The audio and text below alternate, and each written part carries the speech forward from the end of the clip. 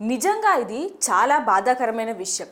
ఎప్పుడు ఎంతో ఉత్సాహంగా ఈ సాలా కప్ నమ్దే అంటూ అందరినీ అలరించే పండు మాస్టర్కి ఇలా జరగడం అభిమానులందరికీ పెద్ద షాక్. పండు మాస్టర్ తన టీంతో కలిసి భీమిలి మండలం తగరపు వలసలో జరిగిన ఓ అమ్మవారి ఉత్సవంలో డాన్స్ పర్ఫార్మెన్స్ ఇచ్చి తిరిగి వస్తుండగా ఈ ప్రమాదం జరిగింది.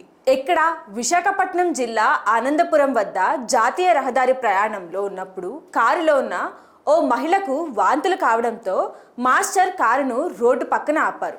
అందరూ కిందకు దిగిన సమయంలో వెనుక నుంచి అతివేగంగా వచ్చిన కోళ్ల లోడ్ బొలెరో వ్యాన్ ఆగి ఉన్న కారును బలంగా ఢీకొట్టింది. బొలెరో వ్యాన్ వేగానికి పండు మాస్టర్ కారుతో పాటు మరో వాహనం కూడా దెబ్బతిన్నాయి. కారు వెనుక నిలబడి ఉన్న పండు మాస్టర్కు తీవ్ర గాయాలయ్యాయి.